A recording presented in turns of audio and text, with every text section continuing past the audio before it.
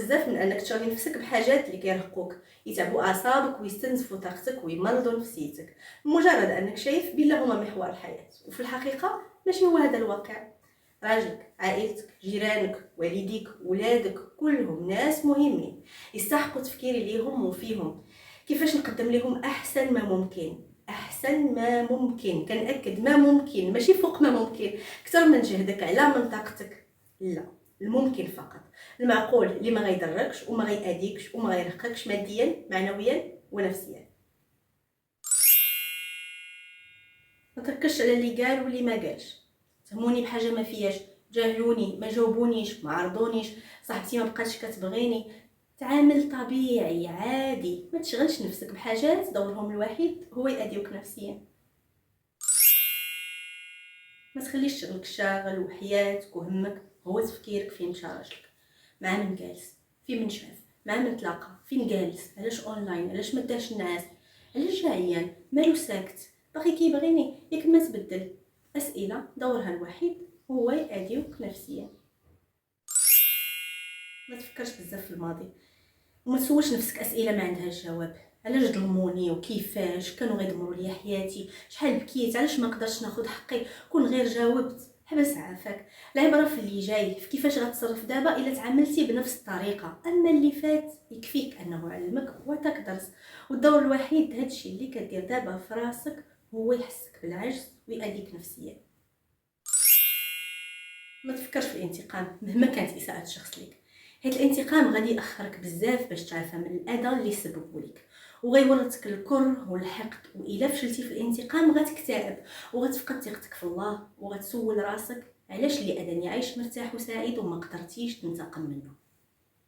عرف بلا الانتقام اللي غيشافي قلبك عمره ما غيكون بيديك، وماشي ضروري يكون في الدنيا، مازال اللقاء عند الله، تما الحساب عند الحق، متقال ضرر ما غيضيعكش فيه. اللي ظلمك واللي بيتك دموعك على خدك واللي خدلك حتى حاجه ما غتضيع فيها. دابا تعافى وعيش حياتك، وكل امرك الله، وحقك تسناه في دار الحق. التفكير في الانتقام مرهق مهلك وما عنده حتى دور من غير انه كيأذيك نفسيا. ما تقارنش حياتك بحد اخر، حيت اكيد عندك حاجات ما عندش حد اخر، وعندهم نواقص وما عندكش انت. الله سميتو العدل، وقسم الارزاق وقسم معاهم الرضا.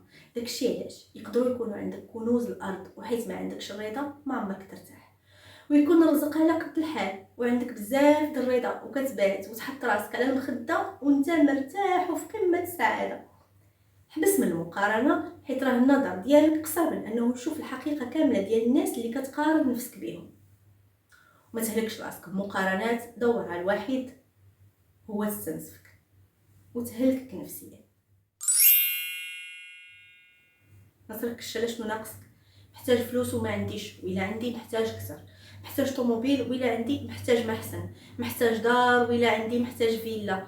كون غير ما مراتش، كون غير ما خدمتش بعيد، كون ما تساليش. تاكد بلا مهما كان عندك كل شيء غتبقى ناقصك شي حاجه، لسبب واحد هو ان قناعتك اللي ناقصاها شي حاجه، وكتكلف نفسك فوق طاقتها بكلمه كون اللي دورها الوحيد هو ما تخليكش مرتاح نفسيا. بغيتي ترتاح؟ شوف مزيان في الناس اللي كتنعس وكتفكر في جلسه كيماوي او دياليز تبعها في الصباح ليها او لشي حد عزيز عليها. شوف مزيان في اللي عايش بالفقر والمرض والبؤس والمصائب. كاين اللي كيموت بالجوع، كاين اللي كيموت بالبرد، كاين اللي كيموت حيت ما لقاش سقف وما عندوش باش يخلص كرابيت، كاين اللي كيموت بالفقر. شوف لتحت شويه، شوفها الفوق بزاف كتقسم الرقبه وكتهرس الظهر، ما كتخليكش تشوف قدامك وتعيش، والنتيجه كتبقى بلاصتك. شوف شويه في اللي قل منك باش تحيا. اهم سر الحياه السعيده هو الرضا وتقدير النعمه. ارتاح، هبط راسك، شوف مزيان، من بعد هز وشوف مستواك. غتقدر تعيش مرتاح وغتعفي راسك من بزاف الاذى النفسي.